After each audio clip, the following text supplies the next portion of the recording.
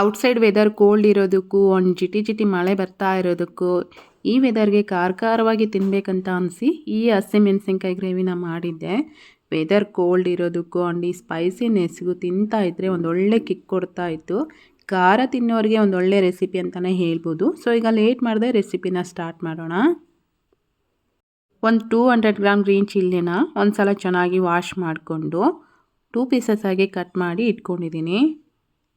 Next ಇನ್ನೊಂದು ಸೈಡಲ್ಲಿ ಸ್ವಲ್ಪ ಕಡಾಯಿಗೆ ಎಣ್ಣೆ ಹಾಕಿ ಎಣ್ಣೆ ಚೆನ್ನಾಗಿ ಕಾದ್ಮೇಲೆ ಒಂದು ಅರ್ಧದಷ್ಟು ಈರುಳ್ಳಿನ ಕಟ್ ಮಾಡಿ ಸೇರಿಸ್ಕೊಂಡು ಈರುಳ್ಳಿ ಒಂದು ಅರ್ಧದಷ್ಟು ಫ್ರೈ ಆದಮೇಲೆ ಒಂದು 3ರಿಂದ 4 ಸ್ಪೂನ್ ಆಗೋಷ್ಟು ಶೇಂಗಾ, ಒಂದು 2ರಿಂದ 3 ಸ್ಪೂನ್ ಆಗೋಷ್ಟು ಒಣ ಕೊಬ್ಬರಿ ಇವೆರಡನ್ನ ಹಾಕಿದ ಮೇಲೆ ಒಂದು 3ರಿಂದ 4 ನಿಮಿಷ ಚೆನ್ನಾಗಿ ರೋಸ್ಟ್ ಮಾಡಿಕೊಂಡು ಈರುಳ್ಳಿ ಎಲ್ಲ ಈ ರೀತಿ ಸ್ವಲ್ಪ ಬ್ರೌನಿಷ್ ಆದಮೇಲೆ 1 ಸ್ಪೂನ್ ಆಗೋಷ್ಟು ಧನಿಯಾ ಕಾಳು, ಒಂದು ಅರ್ಧ ಸ್ಪೂನ್ ಆಗೋಷ್ಟು ಜೀರಿಗೆ, 1 ಎಸ್ಲಾಗಷ್ಟು ಕರಿಬೇವು, ಸ್ವಲ್ಪ ಕೊತ್ತಂಬರಿ ಸೊಪ್ಪು, ಹಾಗೆಯೇ ಸ್ವಲ್ಪ ಬೆಳ್ಳುಳ್ಳಿ ಇವೆಲ್ಲವನ್ನು ಸೇರಿಸ್ಕೊಂಡ್ಮೇಲೆ ಜಸ್ಟ್ 1 ನಿಮಿಷ ಫ್ರೈ ಮಾಡಿಕೊಂಡು ಇವೆಲ್ಲ ಕಂಪ್ಲೀಟಾಗಿ ಕೂಲ್ ಆದಮೇಲೆ ಅವನ್ನ ಮಿಕ್ಸಿ ಜಾರಲ್ಲಿ ಹಾಕ್ಕೊಂಡು ಸ್ವಲ್ಪ ಹುಣಸೆ ಹಣ್ಣು ಬೆಲ್ಲ ಹಾಕಿ ಇದನ್ನು ರುಬ್ಕೊಂಡು ಸೈಡಿಗೆ ಎತ್ತಿಟ್ಕೊಂಡ್ಮೇಲೆ ಇವಾಗ ಅದೇ ಕಡೆಗೆ 1-2 ಸ್ಪೂನ್ ಆಗೋಷ್ಟು ಎಣ್ಣೆ ಹಾಕಿ ಕಟ್ ಮಾಡಿ ಇಟ್ಕೊಂಡಿರೋಂಥ ಗ್ರೀನ್ ಚಿಲ್ಲಿನ ಸೇರಿಸ್ಕೊಂಡು ಗ್ರೀನ್ ಚಿಲ್ಲಿ ಎಲ್ಲ ಚೆನ್ನಾಗಿ ಫ್ರೈ ಮಾಡ್ಕೊಂಡ್ಮೇಲೆ ಇವನ್ನ ಒಂದು ಪ್ಲೇಟಿಗೆ ಎತ್ತಿಟ್ಕೊಂಡು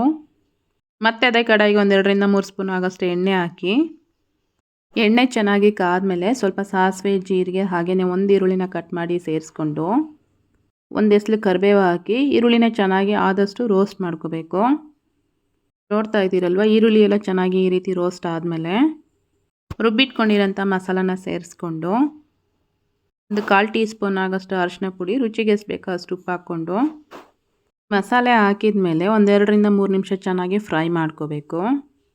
ಮಸಾಲೆಯಿಂದ ಸ್ವಲ್ಪ ಈ ರೀತಿ ಎಣ್ಣೆ ರಿಲೀಸ್ ಆಗ್ತಾ ಇರಬೇಕಾದ್ರೆ ಮಸಾಲೆ ರುಬ್ಕೊಂಡಿರೋಂಥ ಮಿಕ್ಸಿ ಜಾರಿಗೆ ಒಂದು 1/4 ಕಪ್ ಆಗೋಷ್ಟು ನೀರು ಹಾಕಿ ಇದೇ ಮಸಾಲೆಗೆ ಸೇರಿಸ್ಕೊಂಡು ಜಸ್ಟ್ ಒಂದು ಕುದಿ ಬರ್ತಾ ಇರಬೇಕಾದ್ರೆ ನಾವು ಮೊದಲೇ ಫ್ರೈ ಮಾಡಿ ಇಟ್ಕೊಂಡಿರೋಂಥ ಗ್ರೀನ್ ಚಿಲ್ಲಿ ಏನಿತ್ತಲ್ವ ಅದನ್ನು ಸಹ ಇದರಲ್ಲಿ ಸೇರಿಸಿ ಮೆಣಸಿನ್ಕಾಯಿ ತುಂಬ ಖಾರ ಏನಾದರೂ ಇತ್ತು ಅಂತಂದರೆ ಸ್ವಲ್ಪ ನೋಡಿಕೊಂಡು ಹಾಕ್ಕೊಳ್ಳಿ. ನಾನು ಮಾಡಿರೋಂಥ ಮೆಣಸಿನ್ಕಾಯಿ ಅಷ್ಟೊಂದು ಖಾರ ಏನಿರಲಿಲ್ಲ.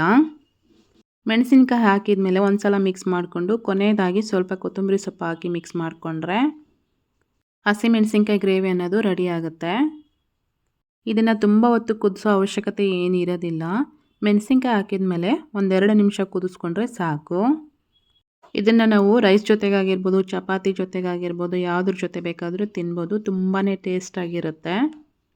ಸ್ಪೈಸಿಯಾಗಿ ತಿನ್ನಬೇಕು ಅಂತ ಅನಿಸಿದರೆ ಖಂಡಿತ ಈ ರೆಸಿಪಿನ ಟ್ರೈ ಮಾಡಿ. ತುಂಬಾ ಟೇಸ್ಟಾಗಿರುತ್ತೆ ಆ್ಯಂಡ್ ತುಂಬಾ ಇಷ್ಟಪಡ್ತೀರಾ.